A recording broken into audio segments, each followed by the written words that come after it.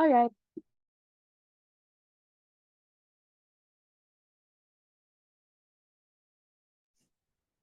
All right. I'd like to first confirm if I am audible. Yep, loud and clear. And just wanted to make and am I now also visible? Yep, you're visible as well. All right.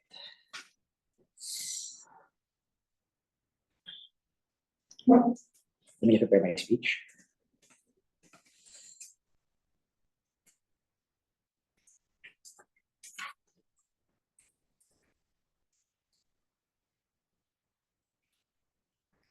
Okay. Hi, my name is Marco. For POIs, please do it through voice. And that's it. I will not be looking at the Zoom chat, so I will not be able to read any. Okay. Starting my speech in 3, 2, 1, go. As a victim of oppression, now beginning to open my wings and be part of the real world, now fully accepting of who I am, this is a golden ticket, a golden opportunity for me to further my voice and to further my representation. I will take all the steps to ensure my success. So some crucial pieces of framing. Two things, right? First, what does a rising young drag queen look like, and what are the priorities for this person, right? A young drag queen is one of the most challenging positions to be in. Why is this true? One, you're already placed in a polarized position where you have people who completely hate and absolutely love drag queens. You're inherently displaced at that. You're inherently placed at disadvantage, and you're fundamentally, for example, banking between two rivers that are fundamentally, for example, some are oppressive and some are fundamentally accepting. You come from a provincial area where even if you're extremely successful, your reach is likely to stay only there until you are discovered by a greater national institution, for example, wherein there's greater buy-in or more people are viewing you. So you have the double whammy, right, of now being a victim, for example, of gender discrimination, but also on a provincial level, for example, you're unable, for example, to be much more likely to access all of the benefits afforded to metropolitan areas, and you are constantly competing against others who want to pursue the same interests as you, making your chances of survival and success to be small from the get-go. You're provincial and unconventional, making you the underdog, and there's no problem with an underdog, as will prove to you how it's much more likely for you to succeed then. But second crucial piece of framing, what does Drag Race Philippines look like, and how does the scene of Drag Race in the Philippines look like, which is a crucial point of framing for this debate, right? Drag queens from all sides of the Philippines are discovered to be part of the show where they compete on the basics of talent, and performance, it factor, as decided by both drag judges like RuPaul in the panel and the public, right? So this inherently does not follow an objective metric completely, besides the technicality of like makeup and dressing, rather how well you can put on a show for others and how likely people are then able to buy you and essentially understand or maybe be connected to your performance, right? This show is on mainstream media, making it necessary that the drag queens are not only entertaining, but also generally palatable, insofar that it is a competition, and you making sure that you're pulling the stops to move on and progress in the tournament is something that's essentially vital. If it isn't palatable to the public and the competition, you won't really get far. Why is this true? First, the unconventional drag style may be seen as a lack of technique. For instance, your style involves not shaving your beard yet, hiding the color correcting properly is a set standard in drag community. So, for example, when it's inherently unconventional, you raise questions regarding, for example, your skill level. Again, in a judge tournament, the unconventional drag style may be seen as cheap and tricky. This can look like using scraps of plastic trash bags in your outfit, but the judges can still easily spot this and say it's obvious that it's not skillfully sewn together. So again, when you say unconventionality, there are still inherent harms with it. Overall, your unconventional style can still ultimately be the reason of your loss and cannot be the golden bullet that sets up apart as, for example, what will make you win and what has made you so interesting in the first place. So the issue is clear. Where do you get better buy-in palatability, and where does the drag queen better pursue the short-term and long-term interest, as well as better able to protect himself or herself in the first place? So the winner of this debate is the best who can best prove the up-and-coming artist is protected and likely to succeed. Moving on to my arguments then. First argument, you are much more likely to succeed in your career under Gov's plan of action. First level, as an up-and-coming artist, this is a golden opportunity for you that you must not wait. Drag Race Philippines is one of the best ways to guarantee your success in the drag community, and most likely the only shot to get. Why is this true? This provides you with the necessary exposure to get the public to know who you are and your rising career that can open the opportunities for you, for example, to make these individualized shows, to enter more tournaments, or maybe to have your own individual shows where you, for example, go to malls, for example. This provides you with the resources as public support and sponsors which can allow you to pursue drag longer. But even on the analysis that this is the only shot you get insofar that, again, you are a provincial completer that may, for example, be in less of your interest to be immediately experimental from the get-go, because these are limited opportunities for you and it is invitational from the get-go, right? Go POI. So if this is about protection, I'm unsure as to why this is necessarily important, because the people that will hate you as a drag queen will hate you regardless, whether it be through conventional drag or alternative drag. Protection is not important. The people that will hate you will still abuse you. Not at all, not at all. Because as I will argue in my second level, Drag Race is still an institution within itself, right? So let me move on to my structural reason first. Your drag mother knows best, and it's an important, crucial point of framing in this debate. Your drag mother most likely knows the norm because that's what they do in the first place, and that's their fundamental career, right? They essentially agent for multiple people. So there is a clear understanding for both of you and your mother that there is a need for self-expression. So they won't necessarily curtail immediately your ability to show your identity, but to then show it in a manner that is more palatable rather than more alternative. So if you can, for example, diminish a bit of your identity in order to be more palatable and survive in the tournament, that is a trade-off we'll take any day. Because even if you allow for this to happen, you still boost the benefits of you, for example, being more in the tournament and being able, for example, to further your ability to perform. Only a stupid drag queen will be completely dismissive of the idea of an expert in their field, especially when the long-term goal is success. And to answer this POI directly, here we go. They say the number of people who hate you for drag is like half the population. Your conventional style can increase that to 3/4, right? Because I told you in this framing, the drag race community in the Philippines is still fundamentally institutional. So now when you create a fundamentally against the grain method of being a drag race participant, you now alienate even your co-competitors, for example, or judges that fundamentally just don't get what you're trying to do, right? So the harms then are, you are now fundamentally unaccepted by the community, but now you create, for example, a precedent of judges saying, what is this guy even doing? We invited this person, but now fundamentally doesn't know what they're doing. And it is intuitive insofar that it is much more likely for unconventional drag goers then to be against the grain and be experimental and offend some people, for example. And as an up-and-coming artist, it is within your interest and within your priority to make sure you're able to forward these ideas and make sure you're best able to move your case and to be much more successful in the long run. But on the mitigation of financial harms through a wider lens, right? On the counterfactual, opposition might likely say, hey, if we're able to save more money and save whatever thousands of pesos you can be before entering this tournament, that's much more beneficial for you because you're an up-and-coming artist. But that's not true, right? Because it is much more likely, by appealing to everyone's standards, you get more supporters insofar that the audience is the same conventional standards, because again, convention is something that's fundamentally common. It also makes it harder for unconventional ideas to spread. So the audience support will still most likely support the underdog still, the provincial drag race goer, but also you're now better able to stand a chance because the impact is clear. You get more contributions, you get more fan support. And for example, I just have to extend really quickly the protection against, for example, discrimination, even within the community that's fundamentally accepting of you already, and now using that to boost yourself in order to ensure that you're much more likely to succeed in the long run, even if. So for all of those reasons, stand with Gov. Great. Thank you so much, Prime Minister. Let's move on to Leader of Opposition.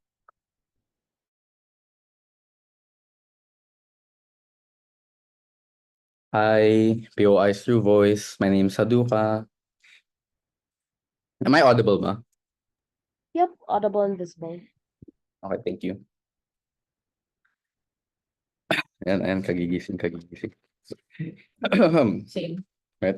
Oo.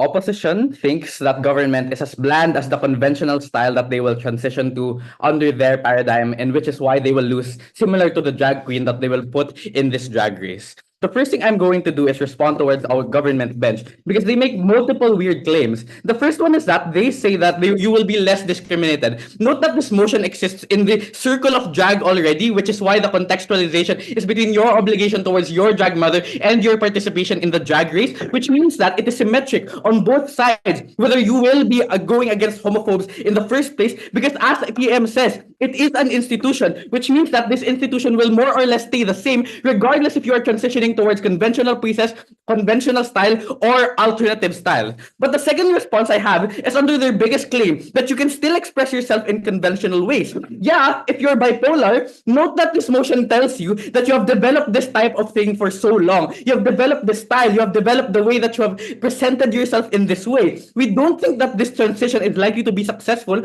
Multiple responses integrated with my argument later, but for the simple reason that under their paradigm, if they concede that people are already accepting of you somehow at the last minutes of PM speech, then this means that you're already accepted regardless, and we tell you that the alternative style is probably not going to be too much of a trade-off anyway on their world. A few pieces of recharacterization because PM didn't do it properly. The first thing is in terms of the characterization that this is a rising provincial drag queen. Note that this means that they are significantly poorer and lesser known than their competitors, which means that there is a significant urgency to uplift yourself economically, but also to try and provide yourself a unique avenue to be noticed. But the second thing is in the characterization of what exactly does alternative versus conventional look like. We think that in status quo, the common conventional looks are probably look queens or acting queens who are probably good at looking aesthetic or acting out themselves. What we think alternative is likely to look like are things that people do not usually see, like horror queens, or for example, political messaging like Pura Luca Vega. We think that this is particularly important because these things are jarring. These things are not normal, which means that it catches attention in the long run.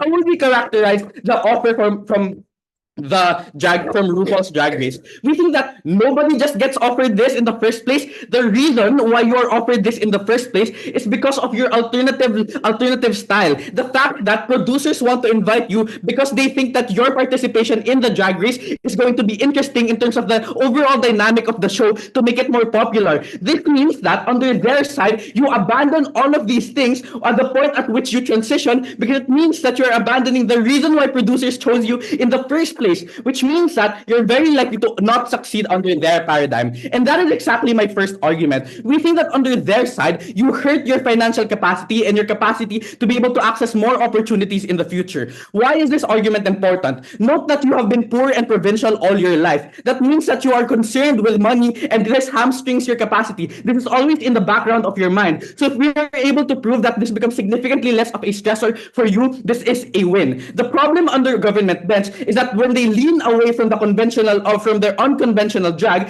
they leave and risk the opportunities that they otherwise would have been certain to have. Three things. Number one, the certain capacity for you to be able to do this at a low cost. Note that the Infoslide says that it is cheaper to do the alternative style in the first place. That means that under government bench, they have to trade off the significant amount of costs that they have to incur, which means they have to take out more debt, perhaps work even more jobs, which we think is significantly more stressing and probably even more hamstringing your capacity to live a good quality of life. But number two, this abandons your identity that fans and producers have been attracted to you in the first place. What these people are likely to feel is betrayed. They feel disappointed because the person that they felt like they should have seen on screen is not the person that was participating and acting in that show in the first place, which means that under their paradigm, you're going to lose the show very early on and get eliminated and probably get paid less for the reason that people did not see what they were expecting, and it means that under your side, you're going to lose. But the third thing is that note that you're competing against so much other people who are probably richer and better than you at the things that you're doing if you did the conventional style. Like, for example, Precious Nicole, who won in the Philippines in terms of Drag Race, who had such a great personality and was great in terms of acting, and was also very rich and could do conventional style better.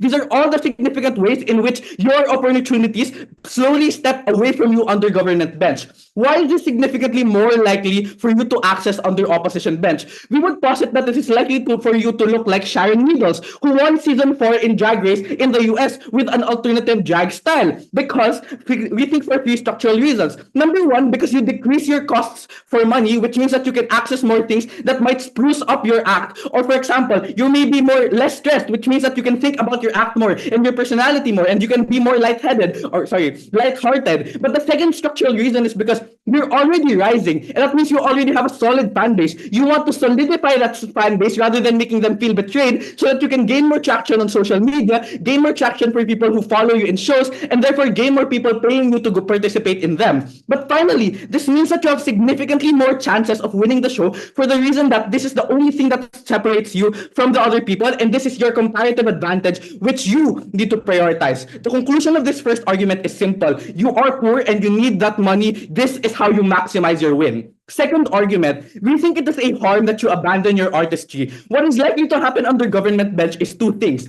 Number one, when you shift your art style, you're likely to lose your identity and lose motivation because you feel as if you're being pushed to conform by other people by following convention, which by the way, as drag queens, this is the thing that we don't want to do because we are, for example, being ostracized in society already. But number two, this is likely to create massive cognitive dissonance because you will participate in the show and you will feel confused if you're truly acting as an alternative if you're acting as a conventional or you're still participating with your alternative style. We think that this is likely to be a cause of massive pressure and stress, which might lead to depression. The reasons why this is structurally true is under their paradigm is number one, your alternative style is something that is close to you. This is your identity because this is probably developed through your drag mothers anyway, which means that this is probably something that is very close to you anyway, which means that it's okay to trade off that suggestion from your mother because it's just a one-off suggestion. But number two, not that these are provinces with very small tight-knit communities, which means that this is how they know you by, and this is how you've developed your personality over time, which means that this is something that is very central to you and purposeful for you. But number three, if you are moving away from this artistry, everything you work for becomes the shit, and because you've sunk all the costs and now you have to transition to something entirely new over like 3 months or 4 months in preparation. The conclusion to this argument in this case is simple. The trade-offs are significant under government and you cannot retrieve it back. We think the risks are harmful as well, and that's why you as a drag queen should not do this. Proud to oppose. Great. Thank you so much, Leader of Opposition. Let's move on to Deputy Prime Minister.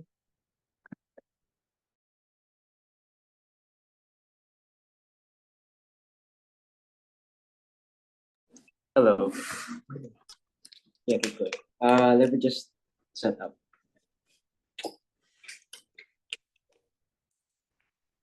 Right. I am deputy. I'll take my POIs through voice. I mean, no. Actually, I'll take my POIs through chat. Sorry. High stakes round.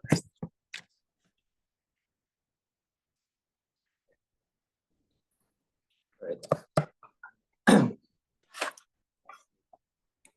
Starting my speech in 3, 2, 1. You're a drag queen who has been trailblazing in your province with your self-image largely determined by this form of art, with utmost pride in your community, one that you want to show to the world. Now you receive a letter that holds your entire future. It's as if you're receiving a golden ticket. You receive the chance to participate in the Drag Queen Philippines, the highest standard when it comes to drag in the Philippines. Now you have two interests you want to fulfill here. Fulfill your trailblazing path. I mean, sustain that development, sustain that momentum, and second, represent your community to the world, or at least just barely to the Philippines. You do this by remaining in the competition much more. You do this by winning the competition much more or securing the win at best. This debate is all about the self-actualization of the drag queen and representing their community as part of their self.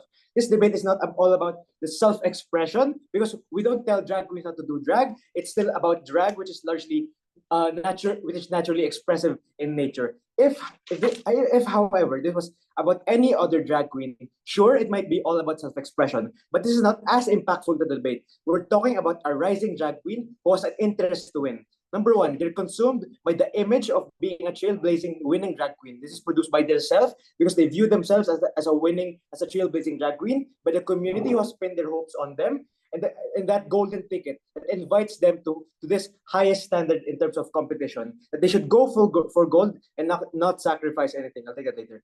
Secondly, they come from a province and look up to national success. And having this opportunity, you shouldn't let this pass because you're likely to lose, as Marco already settled. On their bash that this will be on the other model that unconventional means horror queens and political drag. This is already conventional. Since the rise of Pura Luca Vega and other drag queens you have mentioned, they've already made this part of the mainstream. That even if these are your unconventional examples, it's much worse on your side. Imagine a provincial, unknown drag race participant suddenly start talking about politics on a mainstream media platform. You immediately destroy your buy-in and your palatability at a crucial stage in your development.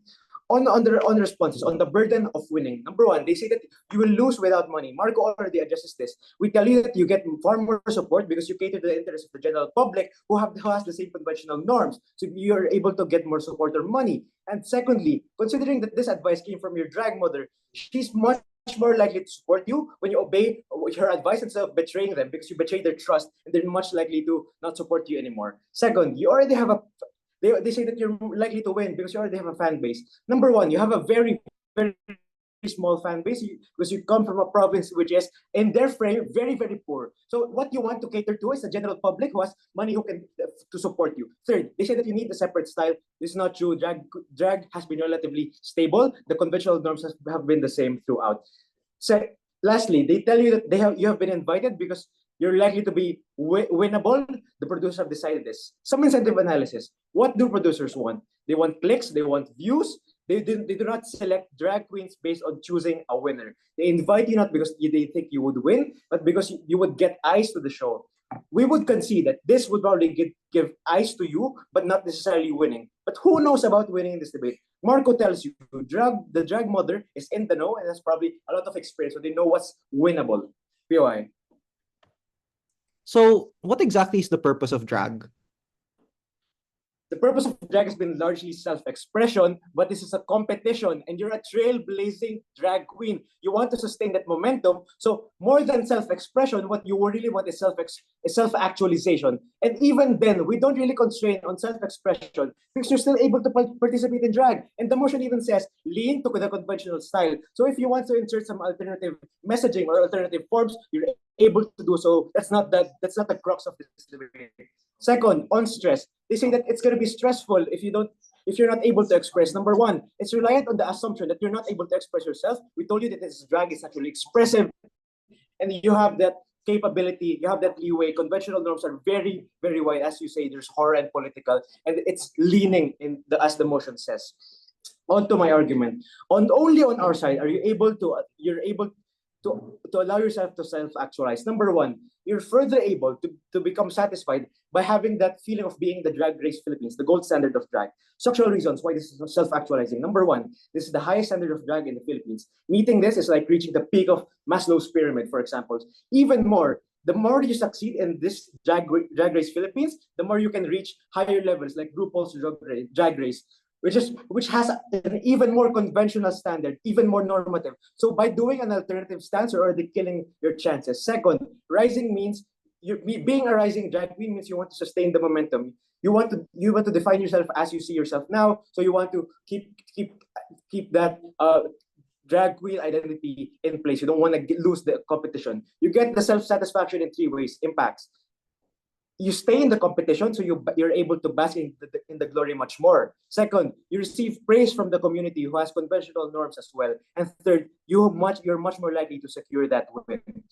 Meta, this tells us that even without winning, which is our best case, you get the benefit as you're much more likely to gain praise even in the worst case, because people look at you and they're more likely to praise you because you're catering to their standards. Second, as a provinciana, you look up to success as the capital defines it. So you live in a very poor, as they say, community, and you look to NCR, for example, or values held in common by the public. So you want to meet these standards. You want to please the general public.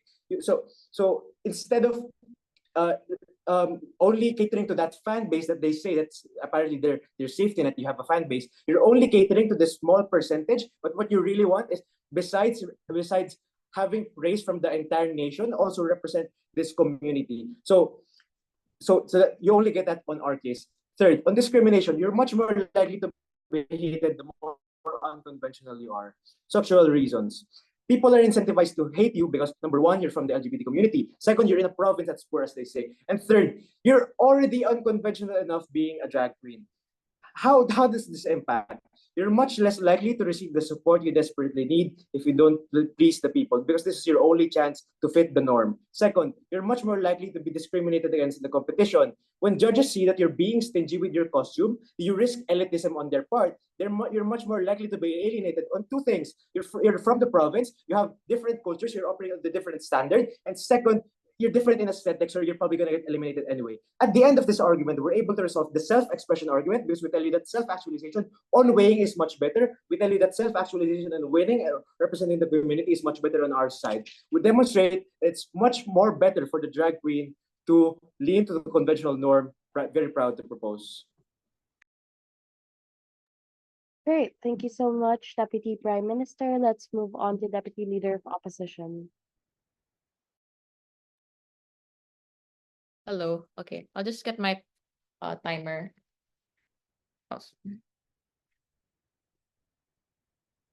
Okay.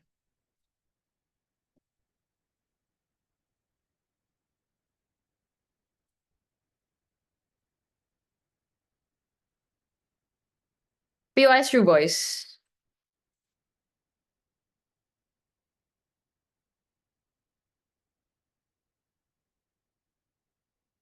Starting my speech in 3.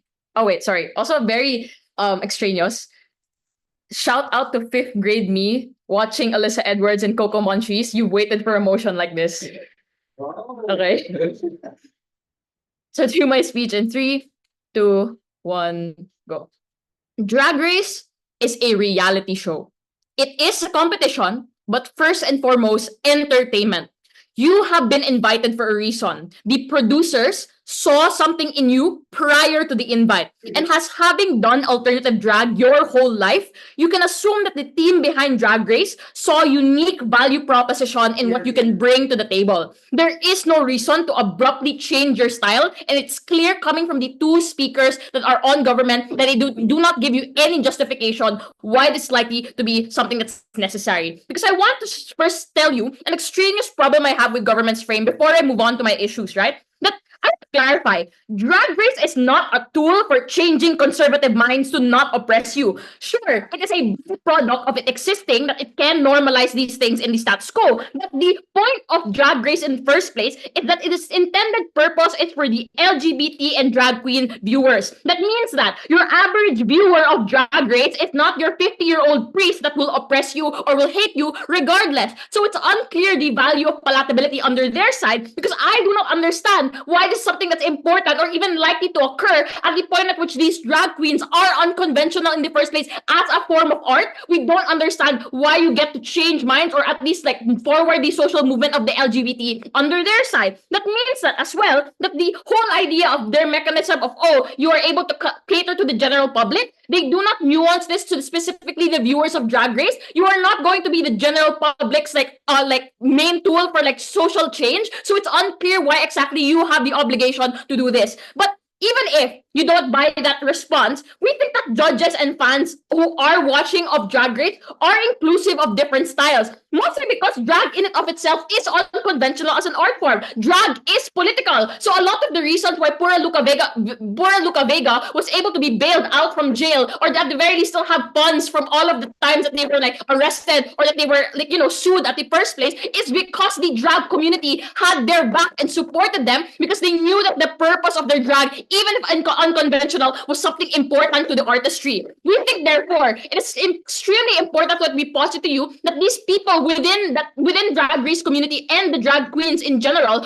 are inclusive of different styles already. It's no like actual like structural reasons as to why they would discriminate you within the community, which is arguably the most people proximate to you anyway. So it's unclear what is the direct harm on this drag queen. Lastly, if both sides are going to be poor, I want to posit the comparative here. You are likely to be very familiar with your drag style, even if it's unconventional and costs less. So at the point at which you transition to a conventional drag style, the ability for you to be able to make good costumes and good outfits are extremely hindered at the point at which you are not familiar with the materials or the style in and of itself because you haven't been doing it for years, but also it costs more. So you compete with other queens that can do this better because they are rich, because they have connections to like tailors, etc. That already proves that on the comparative, they're much worse off, but also they just generally have the wrong idea of what this motion is about. Second issue, where do we fulfill the interests of this drag queen? I'm going to section it in 3 ways. 1, as a drag race contestant. 2, as a drag artist. But lastly, because you have an obligation to your drag mother, which we will preempt because they didn't really talk about this really very like comprehensively. Firstly, drag race contestant. We agree that it is a competition, but we think that there's different layers to your interest. One might be to win, but also you just want to stay for long in the competition in and of itself, which we argue is something that can be more valuable to you as a contestant anyway. But I'm going to expand that later. Firstly, on winning, we think that we heighten or increase your chances of winning mostly because most winners have unique identities. What are the empirical evidence? Sharon Needles, because they were doing horror or they do runways that are very like provocative. Evie Oddly, her contortionist types of performances and lip syncs were made her like differentiated from everyone else. Sasha Velour, as a bald queen, her whole finals performance was the reason why she won the actual season in the first place. A lot of these people have established styles. They go for because they provide a different and unpredictable performance to the show. And this is something that viewers are doing because they are excited to see you the next episode. This is what producers are looking for. This is what the editors are looking for. And it's the same analysis that applies for just staying long in the show. So even if you don't win, you still are likely to be staying in the show for long periods of time. Because that means that even if you don't win, at the very least, you secure screen time. Screen time is the most important thing because you need to make to make an impression, to make sure that editors keep you in that episode in the first place. That means that this is important because the influence on the watchers or the viewers matters more in capital after the show. This is the reason why Marina Summers and Eva LaQueen didn't have to win the show to always get bookings, to always have other shows and offers. They literally went to UK versus the world, even if they didn't win. So that means that if you show a unique value proposition during your stay in the show, you are likely to still get capital. You're still likely to have something different on the table that can make sure that you are getting the influence and fans and the legacy that you wanted in the first place. So it means that if you buy the inherent economic interest as a provincial queen, that you want things like fame, capital, and fans, you have to side with the opposition side. Because the only time that you get these bookings and more offers to other shows is if fans specifically side with you. And that's something that's unique with Haduka's argument, because we told you very specifically that they don't engage on, by the way, that you have these people have these people feel betrayed at the point at which you do not stay with your unconventional style because you already started with it. You have to maintain it. Any POIs? Okay, moving on. No, POI. Wait, please, Smith. Sorry. So judges operate on this very conventional framework. So as a poor provinciana with only one shot, should you play it safe or go ultra expressive in the risk of alienating the opinions of the judges and the general public? Okay, firstly, judges change every episode. You cannot guarantee that all judges will metrics. Secondly, I also think that producers have more power compared to the judges in and of itself. So even at the point at which you don't appease the judges right now, if the producers see something unique in you, they are likely to secure you screen time that is more valuable than winning challenges or winning maxi challenges. So it means that you still get the benefit of financial capital on our side. The last thing that I want to talk about is in relation to your the betrayal premise that comes from Haduka, this transitions to your obligation to your drag mother. Because clarify, your drag mother is simply suggesting that you transition to this conventional type of drag style. They're not saying that you must do it, you have to force yourself to do it. You're simply allowing that option in the first place. So I don't understand the urgency of this connection coming from the drag mother. But even then, we argue to you that the most important thing is your artistry. So even at the point at which you have to trade off the drag mother connection, it's fine because yourself is more important. Your self-preservation is more important. If you feel more passionate and more proximate to your drag style, it's perfectly okay to abandon your drag mother in that regard. All of these reasons oppose. Great. Thank you so much, Deputy Leader of Opposition. Let's move on to Government Whip. Hi, am I audible? Yep, loud and clear. Okay, and then confirming if I'm also visible. Yep, I can see you. Okay, thank you. So, short introductions. My name is Irina, and I am going to be the opposition government whip for this debate. My pronouns are she, her, and my POI preference is through voice, but please do wait for when I ask for POIs, and I will be taking one in the middle of my speech. Okay, starting my speech in 3, 2, 1. One thing that they fail to understand on the opposition bench, right, is how exactly are you all going to be able to guarantee your success when you're operating on such an unconventional style that even people in the drag community are going to hate you. What do I mean by that, right? We've already said on our side that you've already misunderstood so greatly on opposition who exactly you're trying to appeal to. Because yes, you have people that already hate drag, and you have those conservatives who are generally always going to hate drag. Those are not the people that we're trying to appeal to, right? What we're trying to appeal to, for example, is going to be the mainstream. You're trying to appeal to international viewers, because at the end of the day, you have to acknowledge Drag Race Philippines is still being aired on international Netflix, right? So at the end of the day, you have to make it palatable in the sense that even if you're from the province, even if you're so far off, you still in some way make it presentable to them, to the point that they're actually still going to support you, even if they're 5 fucking countries away. So on some important points of framing, right? We've already established on our side why is it so important that we characterize properly what this rising drag queen looks like. Because following Maslow's hierarchy of needs, at the end of the day, you want to garner that financial support. You want to make sure that you're safe in terms of how exactly you're going to be able to garner that resources. One guarantee that we provide you on government side is if you win. At the end of the day, you can depend on screen time, you can depend on social capital and representation, yes, but that's if people like you. You never provide palatability and buy-in on your side, but on our side, we provide you with the guarantee that if you win, you're going to get all of that money you spent back, and overall, you're going to secure yourself financially. At the end of the day, you are self-actualized enough to actually understand that that is necessarily what you need. They also say on their side, in their frame, that you're invited for a reason, right? And overall, the unconventional style is going to be in your favor.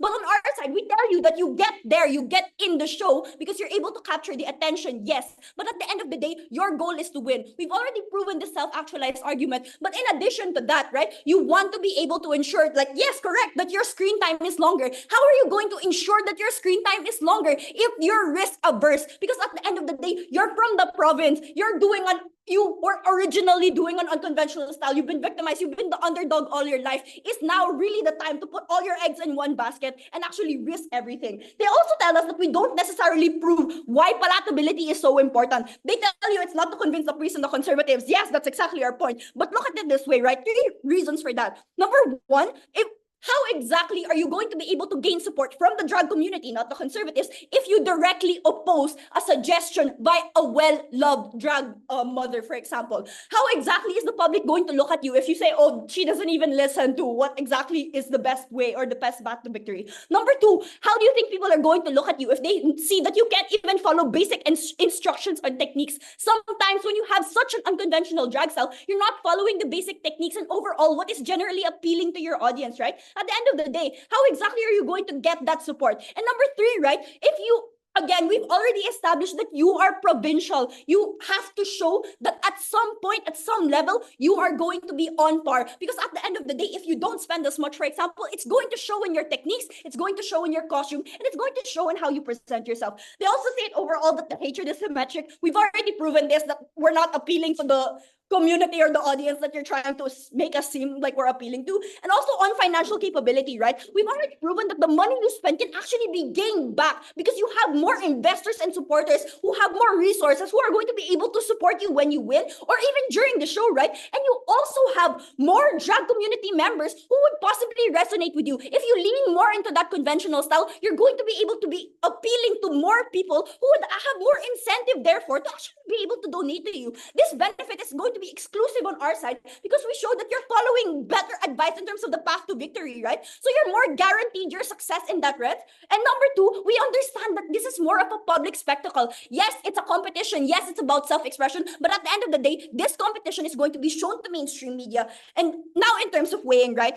Their side, they say that they want complete self-expression. But on our side, we say you want to get far in the drag community. In something as heavy as identity, why is it okay on our side for you to curtail that identity for success? Number one, it gets you better clout, right? You get farther in that competition because you're able to prove that you're on par with the other competitors. And number two, right, it gets you more financial support if you win. Our trade-off now is that even if you have to adjust your style for now, you get better representation on being the underdog and the representative of your province, because how rare is it that there's going to be a drag queen from your province? And number two, you have success, which means you have more leeway to be able to explore your style in the future. And number three, we have better characterization overall from what a self-actualized drag queen is actually going to be able to do. POI. Yeah, so we want to clarify that this is not just to impress. You're not judged on the conventionality of your style. You're judged based on your entertainment value. So obviously, this is a reality show. The conventionality is not a metric. It's just a style. Yeah.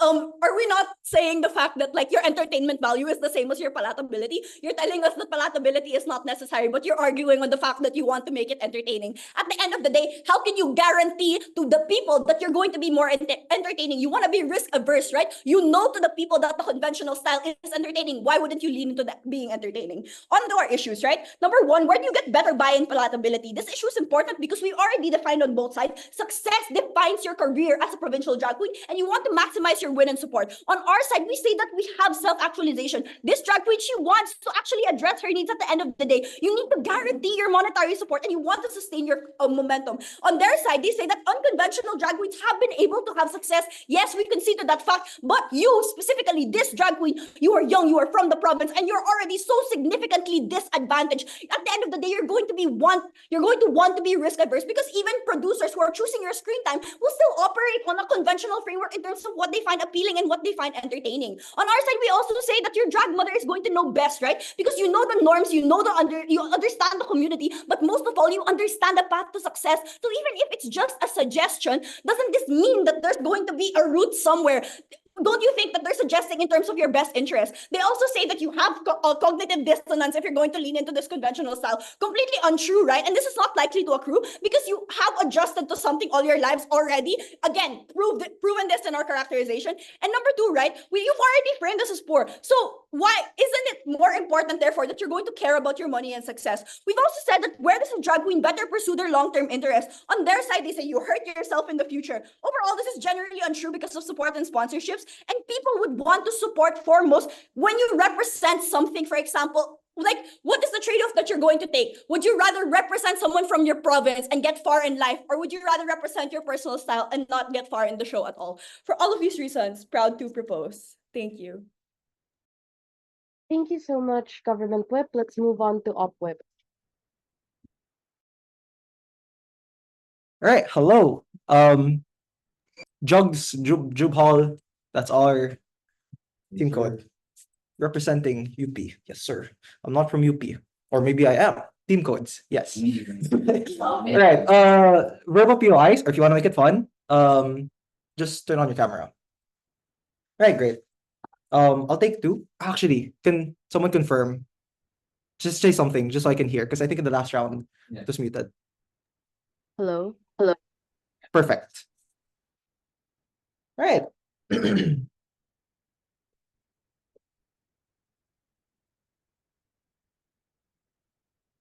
I'll be starting my speech in 3, 2, 1. Go. Government bench takes a painter and tells them to express themselves through dance or through pottery. This is the world government magnificently failed to defend. And I want to be clear with government's trade-off because they want to take a soft stance. They have to completely separate themselves from their identity to go conventional because their identity is tied directly to you being different, to you being unconventional. You yourself formed your drag identity by being different in the first place. Therefore, meaning then that if you want to preserve some of your identity while being conventional, then this mitigates their benefit because the more you tie yourself to your identity, the less conventional unconventional, then you become. They have to take the hard stance and completely sacrifice their identity. Insofar as they concede that the purpose of drag is self-expression and that they readily trade this off in an actor motion, they first and foremost then fail the actor because they sacrifice your own identity, which notably, most importantly, is the most important thing to the actor as a drag individual. I want to first deal with the most absurd assumption coming from the government side. Will the drag community hate you for being different? This is the most absurd push coming from government, so I will dunk on it. They say that you will be discriminated against for being different and that drag race is an institution. Therefore, you should be conventional. Several responses to this. One, drag as a form of expression celebrates difference in the first place. If it was about celebrating conventionality, then I'm quite unsure as to why people would differentiate themselves from the norm of society in the first place, the heteronormative norm that exists in the world in the first place. So it's very unclear as to why the drag community, which celebrates differentiating yourself, will shit on you and will abuse you for being different. Secondarily, if it's about protection from the outside world, it is symmetrical. The outside world will shit on you anyway. I'm quite unsure as to what the delta is when you become a conventional drag queen versus an unconventional drag queen. You'll be shit on regardless. The purpose of this response is twofold. Two implications. One, the drag community is very unlikely to shit on you. If anything, they will celebrate your difference in the first place because they understand the nuance of drag and that it's a form of self-expression. They will celebrate you for being different in the first place. The second implication of this is that because you are celebrated for being different, you are now put on a pedestal relative to everyone else who is going for something that is conventional in the first place. So if you are abused, all eyes are on you. Therefore, meaning that you are more likely to be protected versus all the other conventional drag queens who are less likely to be protected because they are seen to be the same. So if all eyes are on you because of your unconventionality and you're going to be abused, then all eyes are on you. There's further protection on our side if we concede to the harm of protection of them being harmed in the first place. The next thing I'm going to deal with then is where you're most likely to succeed. And this is important because you're a poor provincial queen, you want to be rich, right? There are several metrics I want to weight this on. First is on optics. They say that, because you don't listen to your drag mother, it's going to look bad on you because you are disrespecting someone who is of authority. One, this is contingent on the assumption that people will know of this conversation. That's very unlikely. Secondarily, people will understand it because you're appealing to your identity. The drag community is one that is empathetic. I'm quite unsure as to why going against your mother's wishes is deciding to something that's bad, especially with something that's so close and important to your identity. The flip on their side optically is when you choose to stray away from your identity, you are going to do a disservice to your fan base. You're going to do a disservice to yourself, which looks horrible as a drag queen because if it is about expression, this is where you take that significantly away from this actor. Therefore, meaning that optically, you look like a horrible drag queen because you're separating yourself from the purpose of it in the first place. Optically, they're losing out massively. The second thing I want to weigh on is on the metric of the reality show. Where are you most likely to stay in the reality show in the first place? But on the top level, I just want to weigh. The win condition of government is contingent on them winning. So this is where I will break this massively. There were multiple layers of analysis coming from my speakers to prove why you won't win. The first reason is that you probably are very bad at doing conventional drag. You're probably very bad at doing conventional drag because you've never done this in your life in the first place. So your capacity to compete versus other conventional drag queens is really limited. Secondarily, you do not have the monetary capacity to even afford this in the first place because you cannot make dresses. You cannot even afford these things. So you cannot even compare relative to the others versus when you stay as an unconventional drag queen, you have further capacity than you are different in the first place. Third and most importantly then, you do not have the skills to be a conventional drag queen in the first place. You don't know how to make the dresses. You do not know how to be a conventional drag queen. You just simply cannot compare versus everyone else. But then, why is this so harmful in the first place, even if you assume you can do this well? Note that you are only accepted into the show and you are only offered as an alternative drag queen or an unconventional drag queen. Therefore, when the producers see that you suddenly switch your style and become conventional, they have an incredibly high incentive to kick you out or create a narrative that will want to push you out of that in the first place. Therefore, meaning that not only will you not win the drag race in the first place, you will be kicked out from the first week alone because the producers no longer have an incentive to keep you in it in the first place. And this is significantly harmful. Why? Because one, you spent so much money such that you lose out massively because of the sunk cost that you put into this conventional form in the first place. This is an irreversible harm. If you don't recuperate this money, you're likely to be harmed for the rest of your life. Secondarily then, because you are kicked out in the first place and you lose your fan base and you lose your influence, you have no fallback, therefore meaning that you are further incapacitated. Third and most importantly, you do not build a fan base because you lose the traction ultimately. Therefore meaning that the harms are horrible on their side. Why are you more likely than to win on our side? One, because you're put in there for a very specific reason and they have an incentive to keep you in there for being different, therefore meaning that the reality TV show will keep you there and will make sure that you are there for a longer time. Even if you do not win, at least you build your influence, at least you get more screen time, at the very least you are staying true to yourself, which is more important because at the very least you get to build your fan base. But more importantly, secondarily, you protect your own fan base, therefore meaning that you can build this up further at the point in which you're showing yourself on a national stage. Therefore meaning that it is far better for you as an individual to not only keep them, but also to build it up by you being different in the first place. Therefore, meaning that your competitive ability is far better when you stay different versus when you try to become conventional because of the very high barrier to it in the first place. Therefore, proving to you that the capacity for success and your ability to reach that end goal is far better on art. The next thing I want to, it's 6'10". The next thing I want to deal with is this idea that, oh, it's a massive disrespect. Your drag mother knows best. Buddy, your grandmother is also a provincial drag queen. What do they know about Drag Race Philippines? Even if it is true that they know best, then you still ought to defer as to what you know, what you want to do in the first place. And just most importantly, is true when you stick to what you know best, and that is yourself. Therefore, meaning that it's far better when you stick with our side. A couple of metrics then for weighing. One, we are certain that you can do alternative well. The capacity for you to do mainstream is probabilistic on government. Therefore, you have to you rely on a likelihood for government to win. Secondarily, we are certain that we are certain that you stay true to yourself, which allows you to protect your mental state and your obligation to yourself. On government, your ability to stay true to yourself is probabilistic. You have to take an assumption on their side. The worst case on opposition, the worst case on opposition is that we lose, and maybe we get excluded in the community. Versus government's worst case, where you lose yourself, you lose your community, and you lose your fan base, and you lose the show ultimately. Therefore, I mean that weighing out the worst cases on both sides, I think it's far worse off on government. But even if we rate versus their best case, where you win an empty show because you yourself cannot serve your own identity. You feel empty as an individual, and this is the greatest disservice to yourself. So even if we lose on our side and we not win the show, that's perfectly fine because at least we stay the unconventional drag queen that we wanted to be our whole lives. Great. Thank you so much, Opposition Whip. Let's move on to Op Reply.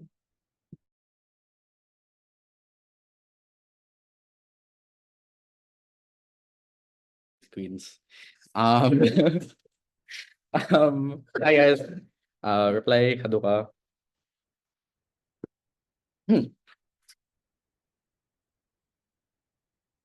Justin Bieber once said that you should go and love yourself. I think this is great advice, especially for this drag queen, and that is why opposition wins this debate. Two paths to victory as to why opposition takes this very clearly and heavily. First, on terms of increasing your opportunity, because obviously this is a career and this is about moving your career forward. But secondly, in terms of the wellness of the drag queen, in terms of their obligations and their personal wellness, because obviously this is an actor motion, we should talk about this individual. The first thing is in terms of increasing opportunities. The claim from opposition was threefold. There are finances that need to be catered to primarily because you are poor. There are fans that need to be catered to because this is a career that is based on optics and is based on a follower base, and that this is a career based on you staying in this drag race for far longer. In these three key ways of proving that opportunities are central to you, we think these are particularly important in winning in this debate because these were the metrics that government agreed to. So if I can show you that the opposition wins this metrics clearly, then I think that this obviously takes us to the debate. The first thing that government says in response to this is that unconventional is evil and only losers do it. Number one, this is asserted. The second thing that comes from government is suddenly an argument or an assertion that entertaining means palatable coming from government whip. Again, asserted. But thirdly, I would say that a better argument coming from government is that this is a way that you can gain new fans. They didn't actually argue this, but I'm putting it here so that we can increase the margins. I think that opposition still wins in this debate for three key reasons. The first is because we made it clear from the onset what exactly the metrics of this debate were and how exactly you're going to fulfill those metrics in the first place. That is, it is an entertainment industry, and entertainment is based on uniqueness. It is based on things that you stand out for, and since this metric is easily fulfilled under opposition bench, this easily makes us more entertaining than the comparative under government bench. Meaning that under our paradigm, this is the thing that is exclusive. Under government, I'm not sure what is exclusive. But the second thing is that I think that you as a judge need to step into the debate to be able to buy their claims. Because what you need to be able to believe under their side to be able to buy that they will succeed in doing this is that this person has a capacity to compete. But obviously, from first speaker alone, we told you that this is going to cost so much more money, likely to put you in debt. Number two, that the fans will like it. They gave you no incentive analysis. What do fans like? They just say conventional is good. But when is conventional good? I think that usually these people have very individualistic personalities, which means that you need to accentuate your personality, which we think is comparatively more likely when you are unconventional. But thirdly, you have to believe under their side that they have more chances of winning. But when we've told you that other drag queens are significantly richer and have honed this style for years and they're better at it than you, then it means that you have no chances. What does this first path to victory do? What this first path to victory does is fulfills the burden in this debate to be able to say, how do we fulfill the part of this person that is provincial and wants to succeed in this career? Obviously, government never gives something exclusive, so op wins. Second path to victory, the wellness of the drag queen. We give you two things. Number one, that the stress and pressure is likely to cause you massive unhappiness. And because this is unresolved, this becomes dangerous. But number two, we talk to you about self-actualization, how this person wants to feel authentic in everything that they do. Government merely asserts two things. Government asserts that suddenly you get self-actualization. Buzzwords done all throughout three speakers. But number two, that they say that the drag mother knows best. I'll first respond to the second one. All throughout three speakers, we told you the info slide merely suggests that this drag mother is suggesting. We even give you a counter prop saying that the drag mother probably also honed your unconventional style, and they give no comparative as to why this is something that can't be comparable, which means that under our paradigm, we can still fulfill this obligation symmetrically or even better. But finally, just in terms of responding towards this idea about self-actualization, note that drag queens often come from a very personal purpose. For some, they alter their alter is tied to how they accepted their sexuality or looks. It helped them find a community amidst isolation. In conclusion, changing styles is not easy for your finances and even for yourself in your mind, which is why this is significantly better for your wellness as an individual. For all of these reasons, proud to oppose. Thank you so much, Op Reply. Let's move on to Gov Reply. No. Hello, am I audible? Yes, you're audible, but your voice is a bit soft. Could you speak a bit louder? Am I audible and visible? Yes, you're audible and visible, and that's a much better volume. All right, perfect. Let me prepare my timer.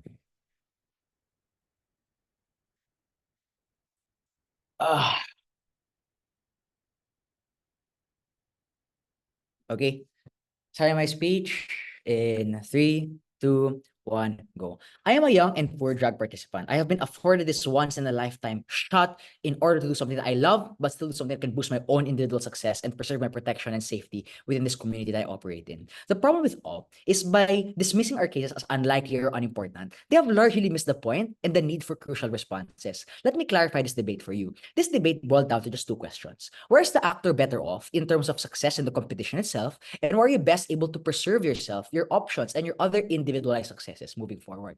Let's discuss this, but before I move on, one immediate call out. They suffered greatly from a tautology that largely shows them squirreling this debate. What did they tell you when they're tying everything together?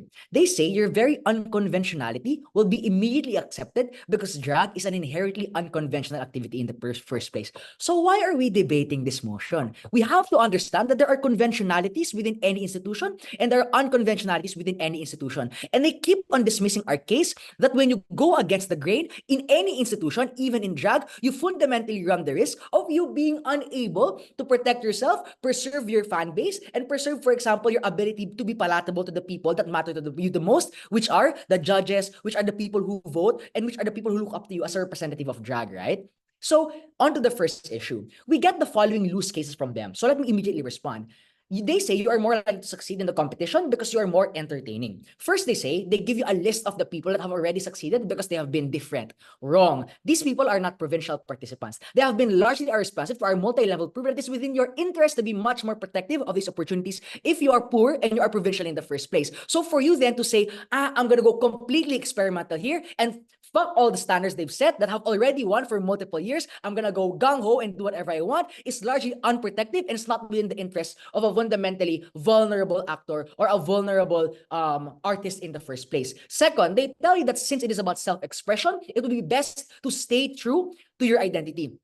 Self-expression is important, we conceded that, right? But on Delta, they have it weighed, which is more important in this debate. Self-expression or self-actualization? We keep on telling you, for you, for example, to diminish your ability to self-express, but utilize your ability then to stay in the competition longer, as you are now being tied to these standards that at which they fundamentally operate, it is much more likely than for you to preserve the moments you're there, the moments you're seen by the public, the moments where you fundamentally show your skills and show your ability to compete with these people, which is more important then, to be happy and representative while I'm dying hungry in the street, or to be, for example, less able to do all of these unconventional activities, but now successful and have the buy-in from the people that is fundamentally important to what they characterize to be a very poor person in the first place. They say that in terms of experience, you know how to work these fabrics and you save more money. I'll tell you what's experience. The drag mother who has been giving you this advice has fundamentally understood the institutions in the first place. So for you to be largely dismissive then is fundamentally reducing the epistemological access that this person already has to give you the success that's much more likely on their side on our side of the house, right?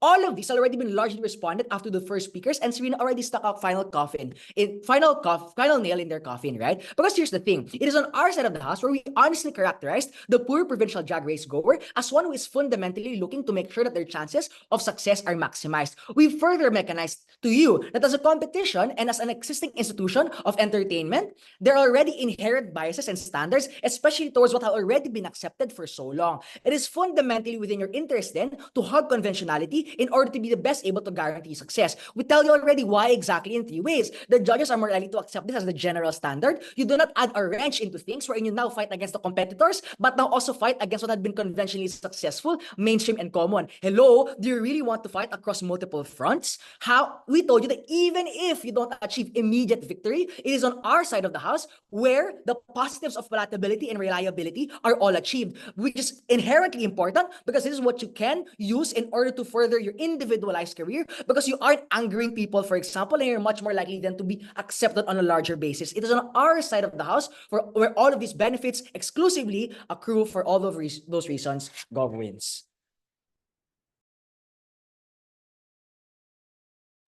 Great, thank you so much, debaters. Please give me like 10 minutes to submit my ballot as well as fix my notes. I should be back with the oral adjudication soon. Since we don't have a trainee, we don't have to wait for anyone else, so all goods. Now across the house, thank you. Thank you for the debate. Uy. Thank you. Thanks. Thank you. Thank Thank you. Thank you. It's invisible. Ayun. Thank you.